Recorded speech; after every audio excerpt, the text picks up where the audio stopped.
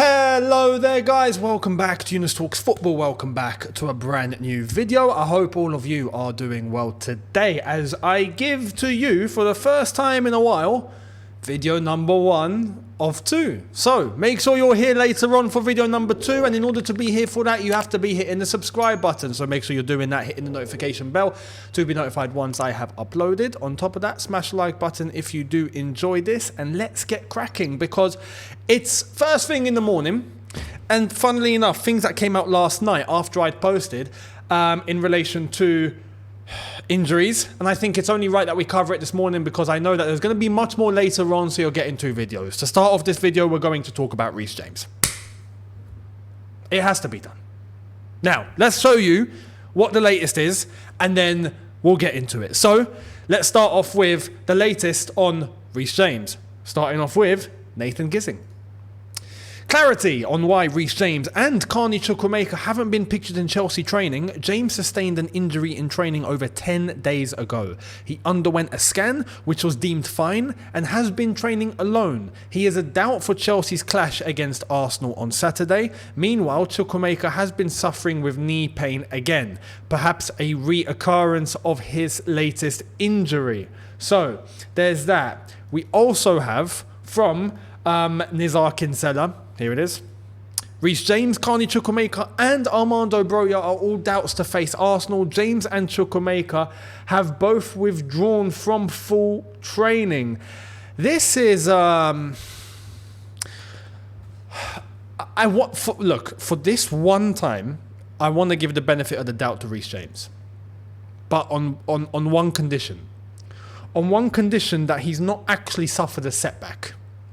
That perhaps in terms of his recovery and jumping straight into full team training, he just hasn't made it in time for this game against Arsenal. And then after that, he'll be fine. So there is no new injury or, an injury blow to his recovery. Like, none of that. It's just his recovery has just not been fast enough to the Arsenal game.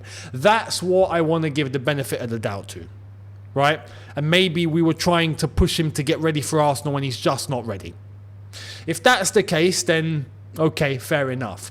But I stick to what I said, when was it? About a week and a half, 2 weeks ago, I'm guessing?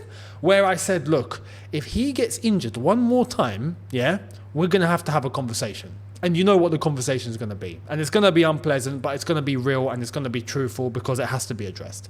Now, the concern with Reece James is what I'm about to show you. And this is why I'm saying that if it comes to it and he gets injured one more time, when I say injured one more time, I'm not saying in 2 or 3 years, he gets injured, it's over. Like, no. I'm saying immediately after he comes back, if we see another injury straight away,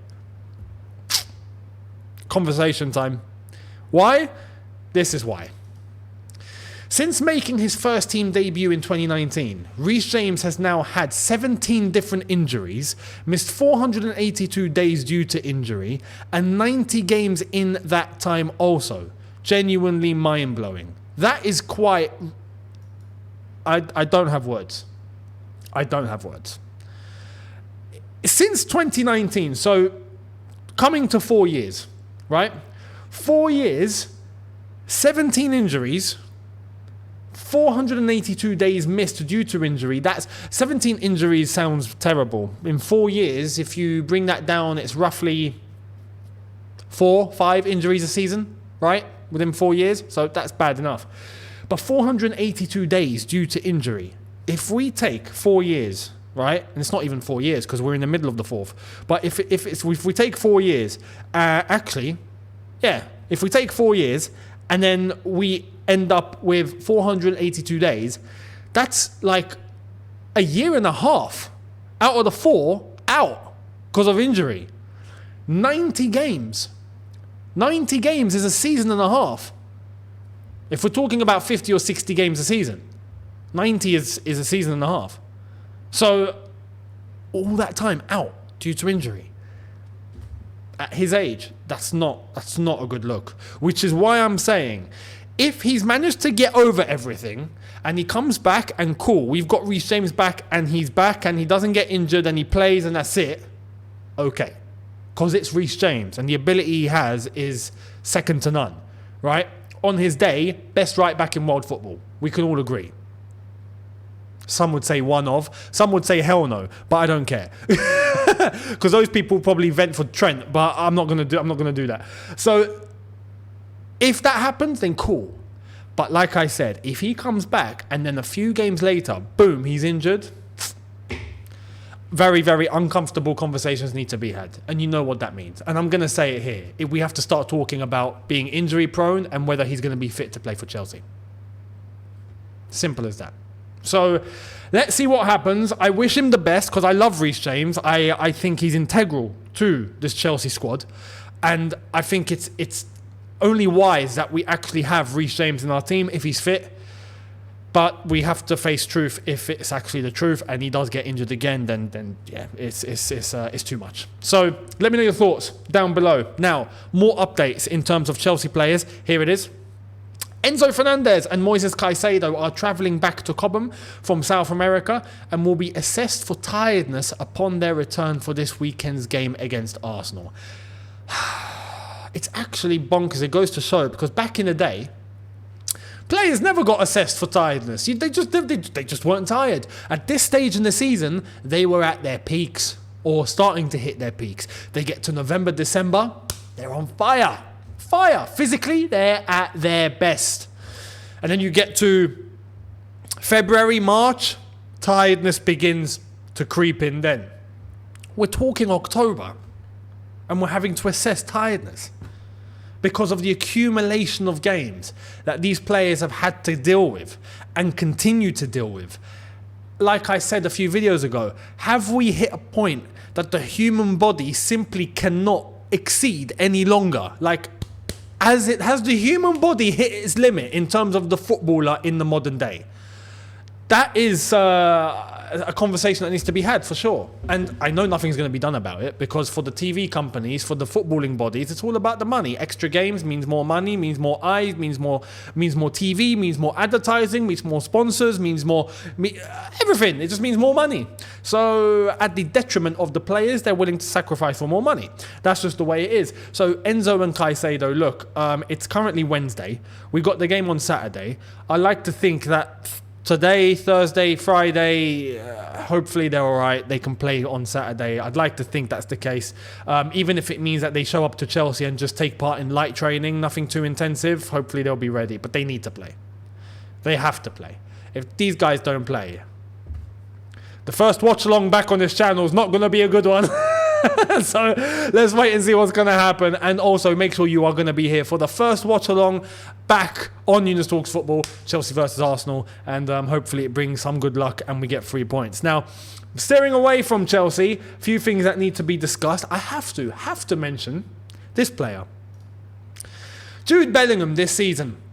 Man of the match versus Athletic Bilbao, if I'm not mistaken. Man of the match versus Almeria. Man of the match versus Celta Vigo. Man of the match versus Scotland for England. Man of the match versus Union in Europe. Union Berlin. Man of the match versus Girona. Man of the match versus Napoli. Man of the match versus Osasuna. And last night against Italy, Jude Bellingham, man of the match once again. I mean, look, he is absolutely killing it. I've not seen, I want to say, an English player on a trajectory like this I can't remember if there has been someone, because he's joined Real Madrid. It's not easy to go to Real Madrid and explode this quickly at his age and then show up to the England national team and continue that. It's unbelievable. Jude Bellingham right now, without question, the most informed footballer on the planet. Hands down. Name me one if you disagree.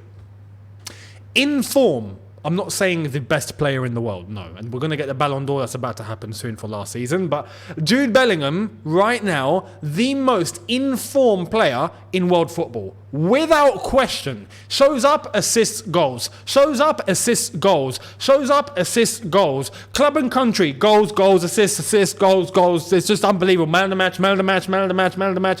He is killing it. So I have to mention Jude Bellingham. Fair play, Jude. You are on another level right now, and I genuinely wish him the best. I hope it continues. I love to see it. So good luck out there, Jude. He spoke. He said he's enjoying it around Madrid. He's loving it, and you can see, even for England, which is a rarity because England's England, especially under Gareth Southgate, he is on another level. So fair play, Jude Bellingham. Absolutely fantastic. Now, if we resort ourselves back to injuries, there was a big injury last night. Who? This guy. Neymar Jr. leaves the pitch crying after a new injury tonight versus Uruguay. It looks like a serious injury again for Neymar as he was going off on a stretcher with hands on his face. Now, if we are going to analyse this properly, we've got a clip. This is an excellent reverse angle and the catch on the pivot shift at the knee. More evidence of a significant ACL injury. This medical doctor, Brian Stutterer, I hope. Oh, Brian Sutterer, not Stutterer. I was about to say a joke there. I was about to say I hope you don't stutter too much, but no, it's a Sutterer. I'm the one that's stuttering. Looks like Neymar could have torn his ACL. Notice the tibia shift forward and then pop back. Almost always means an ACL injury. So we're looking at this. Look at this. There's the pop. So if you see. If it replays, there's the pop. But if we're going to play it in forward motion, there we are. Wait for it.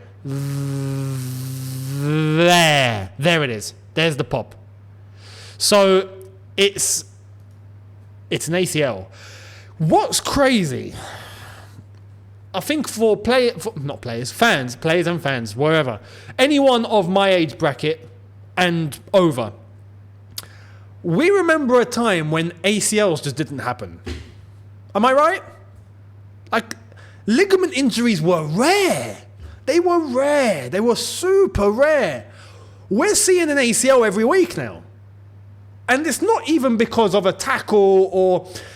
Like Neymar's situation, his tibia just popped. I mean, yeah, there was a challenge, but it wasn't a reckless challenge. It wasn't a clamp and his leg's been taken off and, that's caused an awkward movement and the ACL's popped. Or Neymar was running. And there was a challenge, and one slight movement, pop. And this isn't just Neymar. We're seeing how many ACLs? It's ACLs and MCLs. So, if I'm not mistaken, acute and meniscus, if I'm not mistaken with the lingo. I'm not medical doctor. So, but ACL and MCL, that's how I know them by, we're seeing tons. Why? Is it a blend of the significant overload of the schedule and just too much tension? I have to also say, is it a case of footballers not being as conditioned as footballers once used to be? Because I have to also look at the players here. I understand that the schedule is getting ridiculous and it's just unbelievable in terms of the match playing time that these players are having to go through.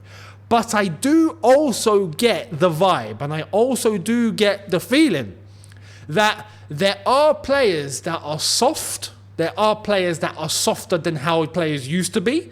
There are players that are not conditioning themselves and putting themselves through the grit that players used to. Players back in the day used to just go through hell. And I'm not talking on a match day, even on a match day, but I'm talking in training, I'm talking in terms of the hard work that they had to put in. I believe that footballers were a lot more hardworking before than they are now. And I think that also plays a part. So as much as we can blame the schedule and we can look at the fact that the games are just crazy, it doesn't also help the player for the ones that are not serious in their work as much as they need to be. I'm not saying that they're not serious. They are serious, but you can be more serious. Players back in the day were ultra serious. And I think that helps putting yourself into a physical condition when you look at players that don't get injured. Why? Because they're serious. Ronaldo never picked up an injury. Why? Because he was always focusing on his conditioning and his recovery. Some would say a bit too obsessively. But that's why he never got injured. Ibrahimovic hardly got injured. I'll give you another example, a modern day player. Does Erling Haaland get injured? We'll keep an eye on Erling Haaland because he's still young, but I'd like to think that he is of the bracket of someone who works hard, who puts his head down, and he's got the physical nature and ability to put himself through serious tension, right? That helps prevent injury. It just does. So we have to analyze that too. We have to analyze that as well. So let me know your thoughts down below on what you think is causing all of these players falling like flies in relation to ACLs and MCLs, ligament injuries, ligaments popping off like it's nothing. Is there an element of the player responsibility, or do you just solely blame the schedule and the fact that the players just don't have the capacity to deal with what they're dealing with? Do you just think it's that? Because it could be that. I'm not saying the players don't work hard, but what I'm saying is my opinion. I reckon that players are not as hard-working as players used to be back in the day. I'll give you another example. There was never a chance that Frank Lampard would end up with injuries like this. It just never happened. And it wouldn't happen. Because you understand how hard-working Frank Lampard was. In his day, he was the ultimate professional. Always training, working hard, training, discipline, working hard. You have to do that. Ultimate prime physical condition. And it helps. So let me know your thoughts down below. Much appreciated. And I will see you later on for video number 2. So make sure you're going to be here for that. In order to be here for that, you have to make sure you're hitting the subscribe button. So hit that button now. Much appreciated. If you haven't done so already, hit the notification bell to be notified once I have uploaded. Smash the like button if you've enjoyed this. Don't forget, check out the socials. My brand new Instagram, that's on screen and in the description. And my Twitter, of course, as well as all other social media links. They are in the description as well. Much appreciated. Thank you all so much. And I will see you later on for video number 2. Have a good one, people. Enjoy your day. See you tonight. Take care and peace.